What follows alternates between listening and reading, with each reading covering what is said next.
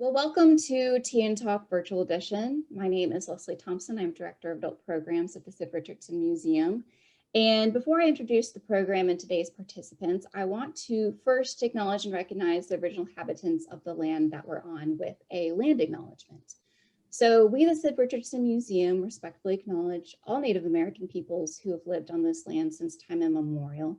And the Sid would like to especially acknowledge and recognize the Wichita and affiliated tribes, which include the Waco, Kachai, Tawakoni, and Tauvea, upon whose historical homeland our museum is located. Now, in addition to members of the museum staff, we have a special guest with us today. So I'm going to go around and introduce each person. And as I say your name, just say a quick hello so people at home can see you. So first I've got Shelby Orr. Hi, everybody. And Shelby is Director of School and Family Programs. Then I've got our special guest, Bethany Dodson. Good morning, everyone. And Bethany is Research and Education Manager at the National Cowgirl Museum and Hall of Fame here in Fort Worth. Then I've got Janie Cumming. Hi, everyone. And she is Visitor Services Manager. Then I've got Betsy Thomas. Hello. And she is Director of Education Resources. And then I've got Scott Winterode. Hello, everyone. And he is Director of the Sid Richardson Museum. So for those who are not familiar with Tea and Talk, this is a program designed to help us slow down the art viewing process. And you might ask, well, why is that important? Well, studies have shown that the most museum visitors spend on average 10 to 15 seconds with one work of art. And I don't know about you, but I don't think my mind can really fully comprehend everything that an artwork has to offer in a matter of 10 seconds. So Tea and Talk is designed to help us pause, take a breath, slow down, and really look closely at one work of art, which we'll be doing today for 10 minutes.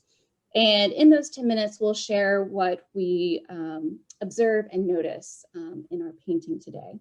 Another question you might have is, well, why look at art with other people? And while there's certainly a time and a place to look at artwork by yourself, which I fully encourage and practice myself, I really feel like there's a lot to be said for looking at and talking about an artwork with others. You know, everyone comes from different backgrounds and life experiences, and everyone sees things differently, both figuratively and literally. You know, someone often can see something in a painting that I just literally have never noticed before.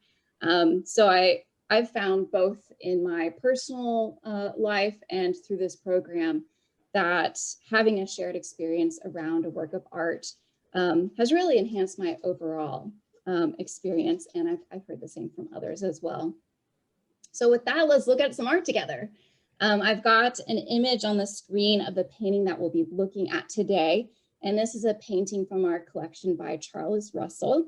And I'm going to set my timer for 10 minutes. And while I do that, everyone here, if you'll go ahead and take a look at this painting and share one thing that you notice.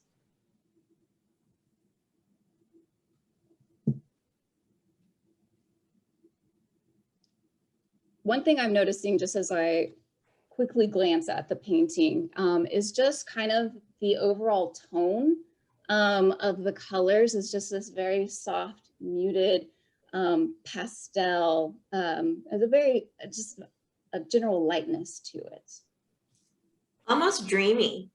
Dreamy, yes, yeah. And very lush. Lush, yeah. I like those descriptors. I'm noticing his posture, the figure that's being painted here, and the horse's posture as well. The horse seems to be shifting its weight a little bit, so there's sort of a lean maybe into the wind that you can kind of see implied by the brush underfoot. So I'm just kind of noticing, it's like you said the word dreamy, it kind of has a sway to it. That's interesting. Yeah, I actually had noticed you were talking about the horse leaning or shifting, and seeing even just his back hind leg there kind of lifting up a little bit. Maybe he's shifting his weight. But yeah, as you're talking about like standing against the wind, which we can notice through the sway of the grass. But yeah, just everyone in general feels like they're swaying in this painting. What else?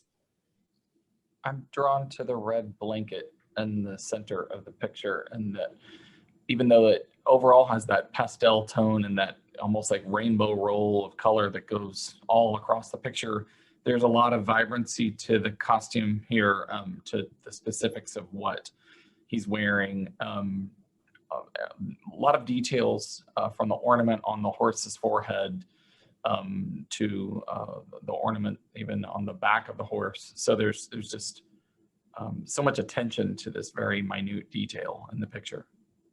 Yeah, so Scott's picking up on the details of both the horse and the rider in particular, just how vibrant the colors are, especially with that red blanket on the rider, which is in quite contrast to the very pastel colors in the background.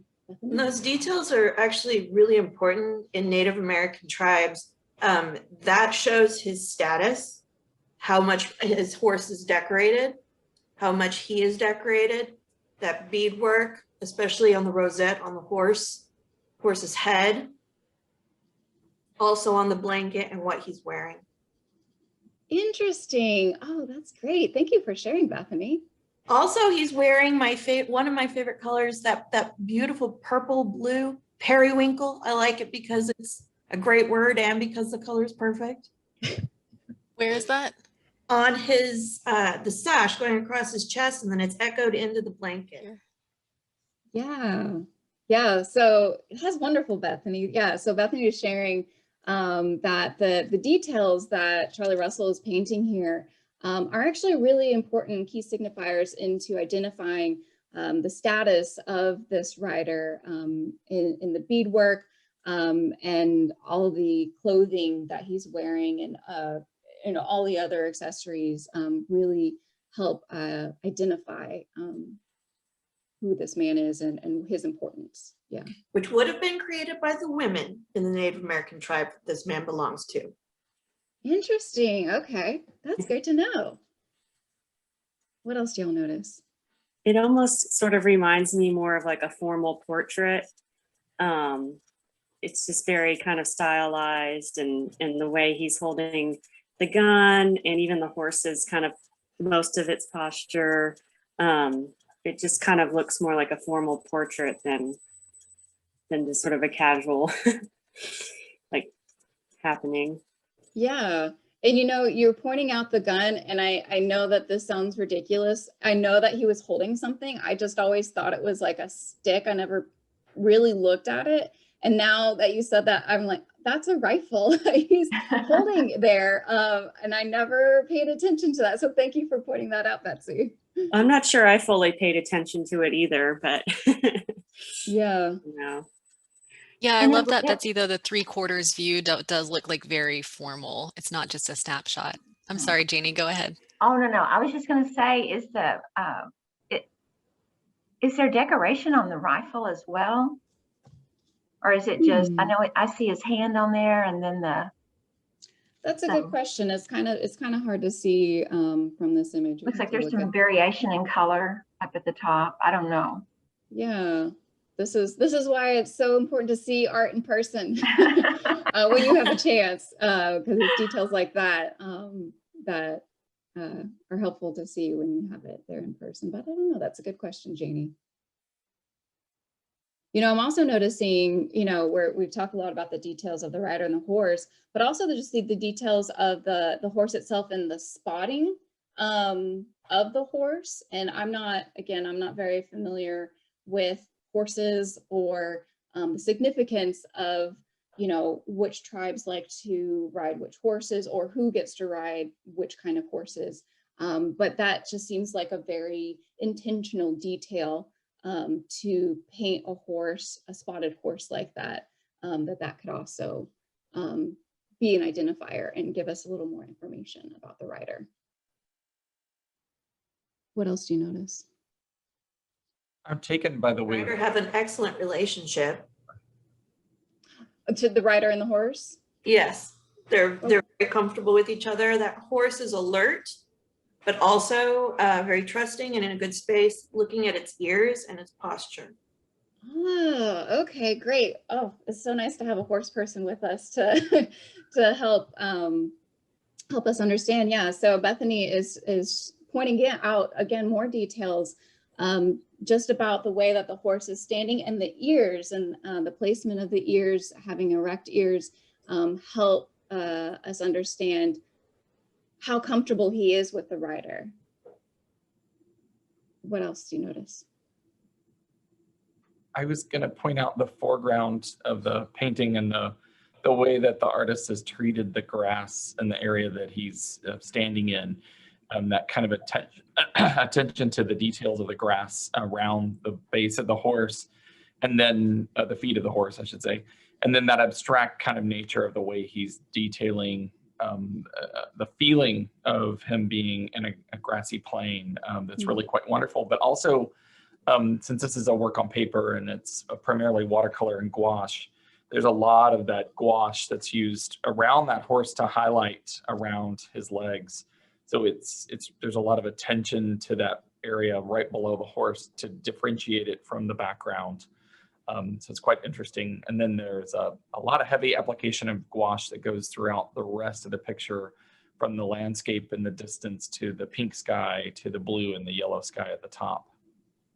Yeah, so Scott's noticing just how this is painted, and particularly with the foreground. And I'm glad you brought that up, Scott, because yeah, he's pointing out that while the foreground, you get the sense that he's in a grassland, you really see a lot of the detail of the grasses, specifically around the underside of the horse, whereas the rest of the foreground is very much just kind of generalized. You don't get as much detail like that as well. Yeah. What else do you notice? I'm really drawn to the sky in this painting. Full disclosure, this is my favorite painting in our collection. And I've never been able to quite put my finger on why exactly. I think it's just kind of a general mood, which is probably from everything, the colors, and even the way that the figure is presented. But just, seeing that band of, I don't know my colors very well, but it's like almost like this purple hue of what I imagine are kind of a mountain range in the background. But then you've got this strip of like pink with a little bit of like robin's egg blue, I don't know, and then another band of like that teal gray almost, and then you've got kind of this wash of maybe clouds, which when you really look at it closely, it feels to me it feels a little disjointed, almost feels like I'm looking at a Rothko painting a little bit.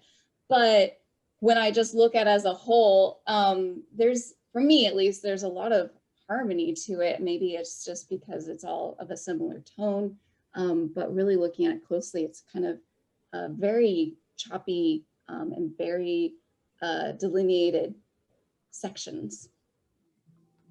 It's that differentiation of the detailing in the figure, and then the way that he really handles beautifully that kind of loose gestural quality of the sky and the grasses. I mean, it's super abstract and very painterly, and it just shows this artist's, I think, abilities and confidence in his later work. But it's that kind of contrast between that high definition of detail in the figure and the horse, and then this opening up of the ability to paint and have paint very loosely be able to communicate. And like I said earlier, I said rainbow roll, and that's a printmaking term, but it is like a rainbow roll. And I think that color palette sets a tone, a very nostalgic, very romanticized kind of tone for this picture. Yeah, and I know we've reached our 10 minutes, but I'm going to squeeze in a last comment here to piggyback off of Scott's comment about the kind of this romanticization that the feeling that you get just through the coloring, but also the lighting, which is first kind of hard to decipher, but really when you start looking at the figures and the horse, you start noticing these shadows. And I mean, he's really looking off into the sun, which is just a very, I don't know, like a symbolism of nostalgia as well. But I just think that too is very powerful. And also I think adds to Betsy's comment about this feeling like a very formal portrait. So I just wanted to add that little 2 cents in there as well. The name of this painting is The Scout from 1907. And as Scott was mentioning, this is a work on paper. It is pencil, watercolor, and gouache on paper. And it is really a beautiful sight to see. And it is a rare treat when we have it on display because works on paper are quite delicate and need to rest in between installations. Now, I will leave a link to where you can see an image of this painting and description on our website in the description of this video.